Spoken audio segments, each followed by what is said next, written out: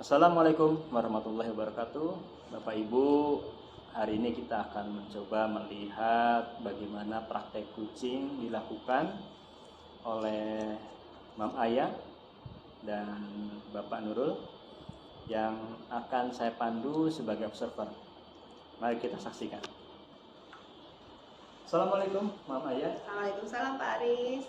Bagaimana kabarnya, sehat? Baik, alhamdulillah. Alhamdulillah. Kita akan mencoba mempraktekkan bagaimana praktek coaching yang dilakukan dengan melakukan dialog terhadap Bapak Nurul. Tapi sebelum itu boleh ya saya sedikit mengecek berkaitan dengan persiapan. Iya. Ya. Bisa disampaikan Mam Ayah bagaimana persiapan yang sudah dilakukan? Iya. Baik, terima kasih Pak Aris. Untuk kegiatan coaching ini, Ayah mencoba memahami dari alur tirta itu sendiri yang menjadi intisari kegiatan coaching, yaitu pertama memahami tujuannya apa, lalu mengidentifikasikan persoalan dengan membuat pemetaan peluang-peluang apa yang kira-kira nanti bisa kita gali dari coaching itu sendiri, lalu mungkin memandu agar coaching itu bisa memberikan apa rencananya yang akan dilaksanakan. Jadi memberdayakan coaching itu sendiri supaya dia bisa membuat rencana-rencana strategisnya. Setelah itu baru kita meminta komitmen sebagai wujud pertanggungjawaban pelaksanaan dia nanti, seperti itu. Namanya bisa sampaikan juga ada kompetensi apa saja yang harus dimiliki oleh coaching ya, bisa dikembangkan ya.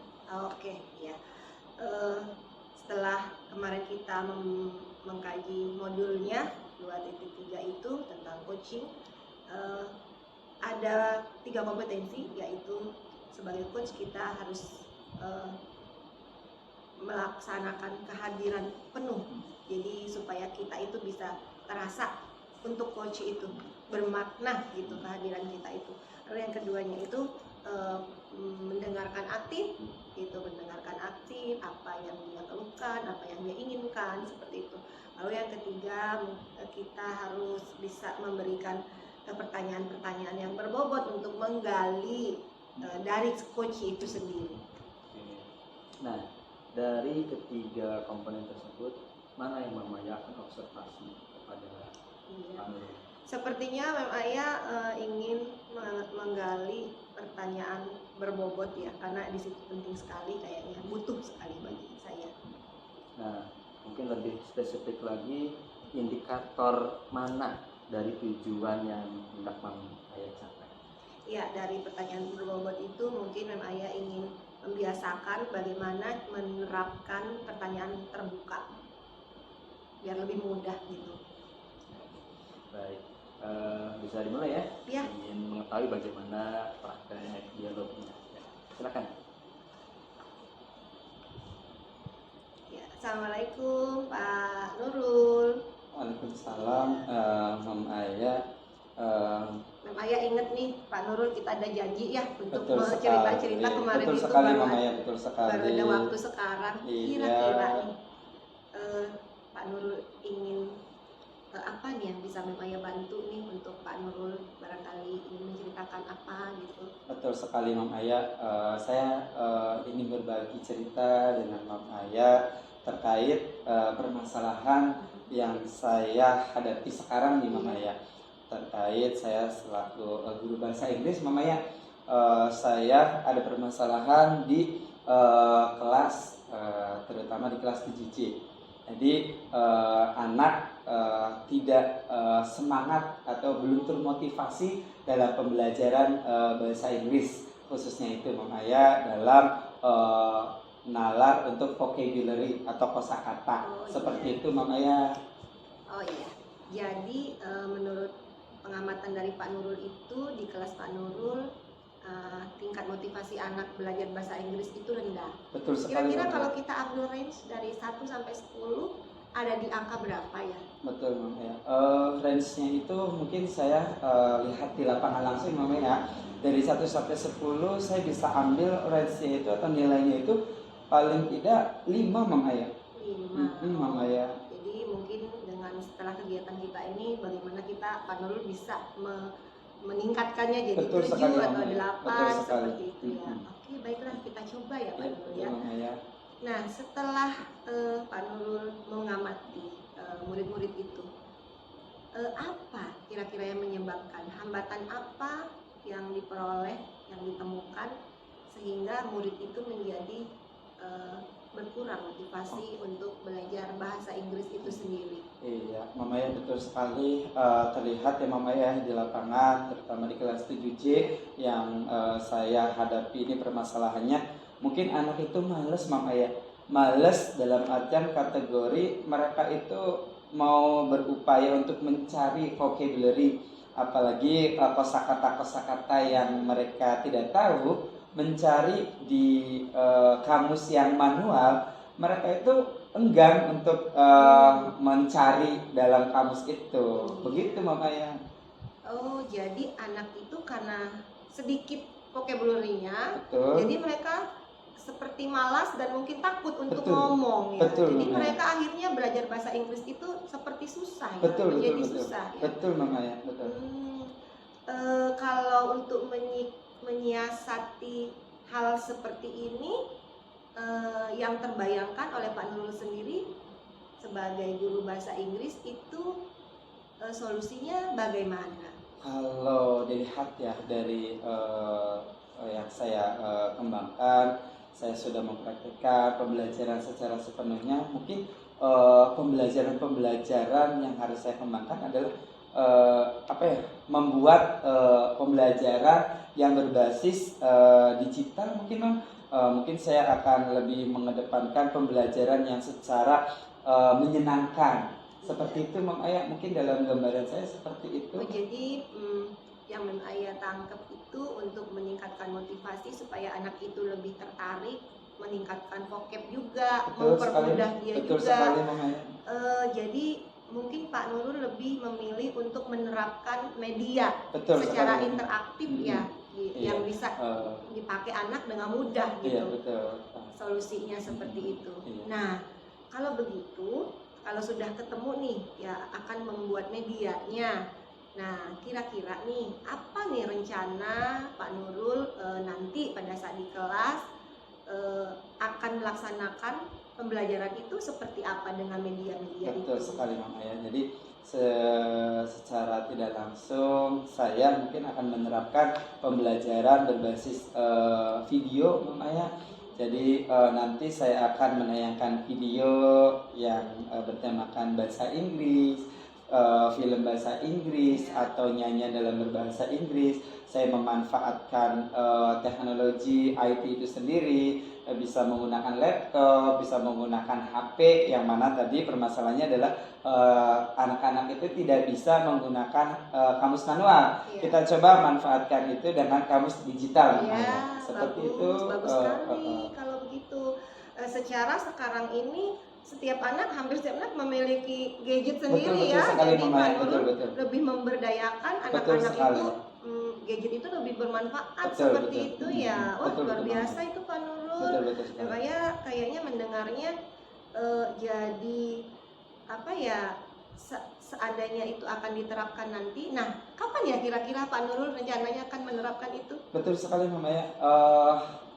Besok Mama ya, kebetulan pembelajaran bahasa Inggris di kelas 7C itu jadwalnya besok Mama ya. Jadi ya betul sekali. Jadi saya tuh ini pengen menerapkannya itu tadi yang sudah saya katakan ke Mama. Iya. Jadi setelah menyediakan medianya, lalu menyiapkan nih dalam RPP-nya nih kira-kira langkah-langkah kegiatannya. Nah, waktunya akan dilaksanakan besok ya. Betul Mama ya. Nah, setidaknya nih Pak Nurul sudah memahami bahwa tingkat keberhasilannya itu akan terasa nih. Saya sih akan memperkirakan ini akan bisa dilaksanakan, insya Allah ya. Siap. Nah, kira-kira nih untuk mempermudah Pak Nurul melaksanakan itu, persiapan itu apa ada partner sharing dengan teman atau gimana? Iya, betul sekali Bang Ayah. Jadi saya akan memberdayakan ataupun akan bekerja sama Bang Ayah dengan rekan sejawat saya yang istilahnya sudah basically lah sudah siap di bidang IT. Yaitu bisa saya bekerja sama dengan Pak Dedi Iskandar ataupun dengan Pak Padi selaku guru TIK yang ada di SMP. Iya, barangkali bisa minta beberapa Betul sekali, video ya. betul sekali Mama Ayah. Baiklah, kalau begitu Pak Nurul, Mem Ayah rasa Pak Nurul ini sudah memahami ya bagaimana caranya melaksanakan pembelajaran yang interaktif kepada siswa supaya dia itu bisa ngomongkan bahasa Inggris ya. Betul sekali Mama Supaya Ayah. bisa Betul mencoba sekali. berdialog, berkomunikasi. Betul sekali Mama Ayah. Nah, sekarang nih setelah bincang-bincang kita nih, gimana perasaan Pak Nurul nih sekarang? Perasaan saya Mama Ayah, alhamdulillah senang sekali sudah bisa ngobrol dengan Mama Ayah, sudah bisa berbincang, bisa berdialog. Jadi nanti persiapan atau ranah saya untuk pembelajaran kedepannya itu sudah ada nih persiapannya, begitu Mama Ayah? Sudah terbayangkan, sudah terbayangkan ya? Betul sekali. Mem Ayah rasa sudah tidak sabar nih dengar ceritanya nih kayaknya. Barangkali nanti kita ketemu lagi ya Pak Nurul setelah selesai. Terima kasih Mem Ayah, saya ucapkan terima kasih banyak untuk dialog kali ini. Sama-sama. Oke, sampai jumpa Mem Ayah. Assalamualaikum. Waalaikumsalam Pak Nurul, semoga berhasil ya. Terima kasih Mem Ayah. Baik, alhamdulillah ya, tadi saya sudah menyimak dari awal sampai akhir dialog praktek kucing ini. Ada yang beberapa hal yang saya coba analisa ya. Pertama, mengenai alur cerita yang tadi sudah dipraktekkan itu sudah masuk semua ya, sudah dipraktekkan semuanya dan ada dialog tersebut. Dan kemudian juga dialog yang dipraktekkan juga saya masih mengalir ya, enak untuk bisa disimak dan masing-masing pihak juga bisa dengan spontan ya memberikan jawaban. Kemudian berkaitan dengan indikator yang ingin dicapai, berkaitan dengan pertanyaan berbobot, itu juga sudah diungkapkan ya oleh Mama Ayah, menggali pertanyaan kepada Pak Nurul sehingga muncul ide-ide pertanyaan yang akhirnya menjadi sebuah solusi buat Pak Nurul sendiri. Iya. Ya. Nah untuk ke depan Mama Ayah, apa yang bisa Mama Ayah coba gali lebih dalam dari aspek yang lain ya? Iya. Iya, kayaknya Mem Ayah setelah selain berlatih untuk selalu menerapkan pertanyaan aktif terbuka ya, pertanyaan terbuka ini, Mem Ayah juga ingin mencoba fokus untuk mendengarkan aktif, terus supaya bisa apa ya, lebih peka lah gitu kepada coaching biar lebih enak gitu terjadi seperti itu. Ya seperti itu ya Mama Ayah akan coba nanti diterapkan ya ke depannya ya. Baik, itu barangkali analisa saya. Terima kasih. Saya akhiri, wassalamualaikum warahmatullahi wabarakatuh. Waalaikumsalam warahmatullahi wabarakatuh.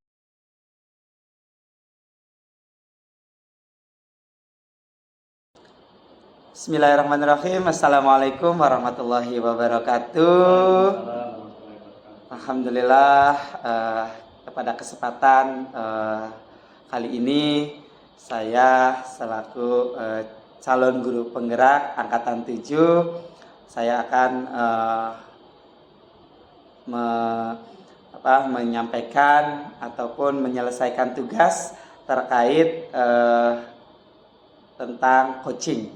Nah, pada kesempatan kali ini saya selaku observer dan di sini ada rekan saya Pak Aris selaku ini sebagai coach, dan di sini ada Mem Ayah selaku coachi, yang mana pada kesempatan sore hari ini kita akan mencoba menyampaikan tugas secara maksimal.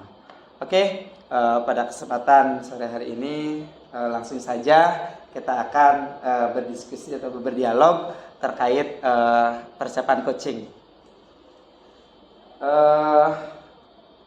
Selamat sore Pak Aris. Selamat sore Pak Nurul. Oke, alhamdulillah Pak Aris. Sebelum kita memulai untuk persiapan coaching ini, saya ada beberapa pertanyaan yang perlu saya sampaikan ke Pak Aris. Nah, Pak Aris, persiapan apa saja nih yang Pak Aris sudah siapkan terkait untuk coaching pada kesempatan kali ini? Ya, terima kasih Pak Nurul atas kesempatannya. Dalam hal ini saya sebagai coach sudah mempelajari materi tentang coaching, dan saya melihat bahwa dalam konsep tirta itu merupakan sebuah konsep dasar yang harus dikuasai oleh coach maupun coaching, dan saya melihat bahwa itu sudah menjadi bahan ya buat saya pribadi untuk saya bisa mencoba menggali permasalahan dan ide untuk coach di sini. Oke, terima kasih Pak Aris. Oke, lanjut. Tadi sudah persiapan untuk coaching. Nah, untuk kompetensi sendiri Pak Aris, mohon dijelaskan kompetensi apa saja yang Pak Aris nanti persiapkan untuk coach itu sendiri. Ya, dalam konsep tirta yang saya pahami berkaitan dengan kompetensi itu ada 3 kompetensi yang harus kita coba gali ya terkait dengan coach nanti. Yang pertama adalah bagaimana coach dapat melihat keaktifan ya, ekspresi kehadiran penuh dari coach tersebut. Yang kedua, bagaimana saya dapat melihat dan juga mendengarkan ya permasalahan yang dirasakan oleh coach hingga dapat menyadari dan dapat menemukan solusinya. Dan yang ketiga, saya juga akan mencoba menggali pertanyaan-pertanyaan yang berbobot sehingga hal itu bisa menjadi ide buat coach ya dalam mencari solusi. Oke, luar biasa Pak Aris ya, sudah mempersiapkan dari mulai alur tirta, kompetensi itu sendiri, dan terakhir Pak Aris, indikator mana nih dari tujuan yang akan sebelum indikator. Nah, dari kompetensi yang ketiga itu, nah mana nih kompetensi yang Pak Aris nanti akan pilih nih, dari dialog coaching ini? Saya akan mencoba memfokuskan pada penggalian pertanyaan yang berbobot sehingga dari situ coach akan terlihat ya apa yang mau dia sampaikan dan juga apa yang mau dia pecahkan. Betul sekali Pak Aris ya, terima kasih tadi yang sudah saya sampaikan sebelum tadi ke indikator ya. Tadi saya sudah selipkan indikator mana nih dari tujuan yang akan Pak Aris capai. Nah, dari pertanyaan berbobot tersebut saya akan mencoba memberikan ruang bagaimana coach itu bisa membuat atau menyampaikan pertanyaan terbuka dengan jelas lengkap sehingga itu bisa menjadikan solusi buat dia. Oke, terima kasih. Sudah tadi pertanyaan berdialog dengan coach, saya selaku observer. Kita akan saksikan dialog antara coach dan coachi. Maha dipersilakan untuk Pak Aris dan Mam Aya. Assalamualaikum Mam Aya. Ya, waalaikumsalam Pak Aris. Alhamdulillah, gimana kabarnya Mam? Baik, alhamdulillah. Ya. Dengar katanya mau ada yang disampaikan nih, ya. Betul, Pak Aris. Barangkali saya bisa membantu memberikan bimbingan ya.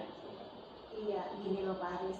Mem Aya itu mau sedikit minta dikasih masukan seperti saat bagaimana nih pandangan Pak Aris ya. Bahwa saya itu sekarang itu Mem Aya itu lagi bingung. Kan sekarang Mem Aya itu ngajar sejarah. Sejarah itu materinya sangat banyak, waktunya singkat.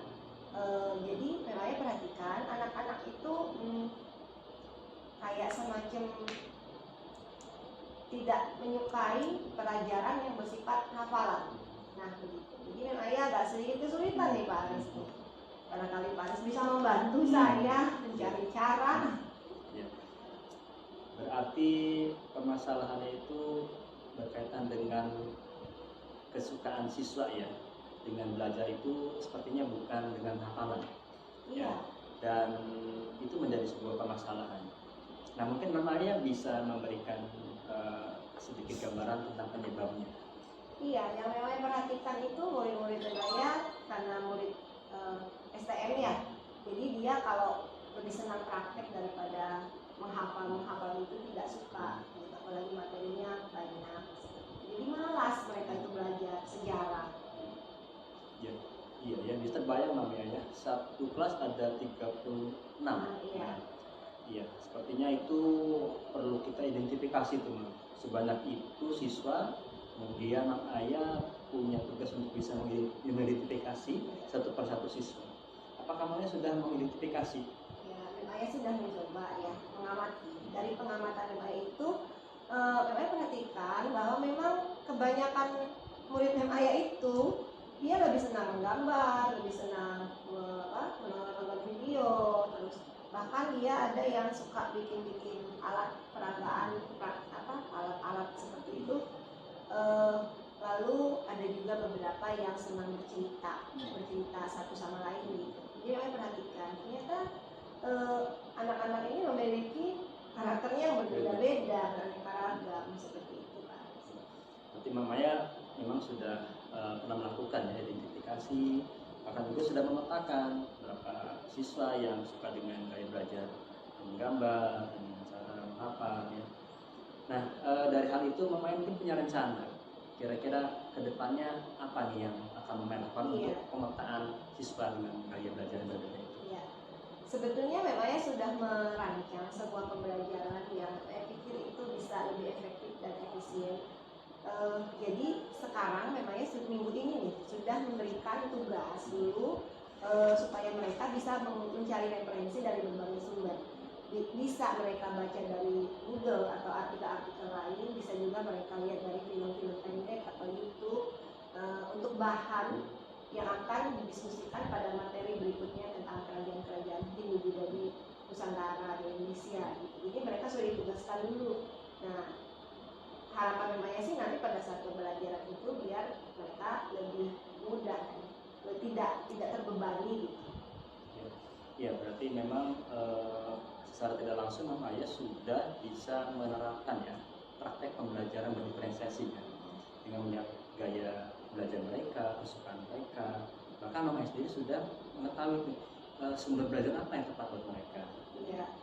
Nah, Mama Aya, kira-kira komitmen apa nih yang Mama Aya bisa terapkan dalam praktek pembelajaran ini sehingga mereka itu punya kesungguhan ya dalam menerapkan cara belajar mereka?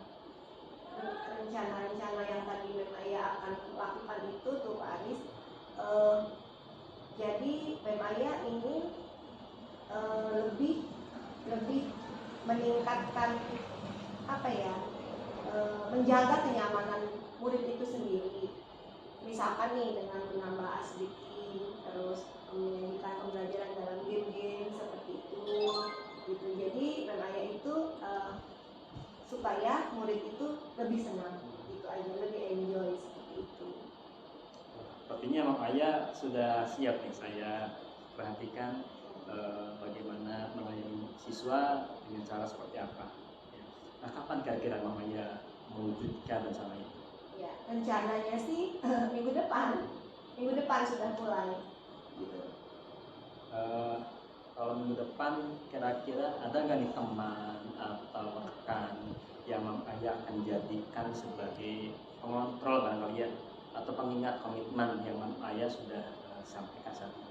Iya, Mama Aya akan mencoba nih minta masukan juga dari teman Mama Aya sesama guru pelajaran, tapi dia di kelas 2 gitu ya. Jadi biar bagaimana Mas Dede itu bagaimana dia menerapkan di kelas 2, nanti Mama Aya akan menyesuaikan dengan siswa kelas 1, kelas 10 nih Mama Aya belajar sekarang. Itu begitu rencananya. Bagus banget. Jadi coba diperkuat kembali komitmen itu. Nah, mungkin setelah kita berdiskusi nih, apa nih yang Mama Aya rasakan?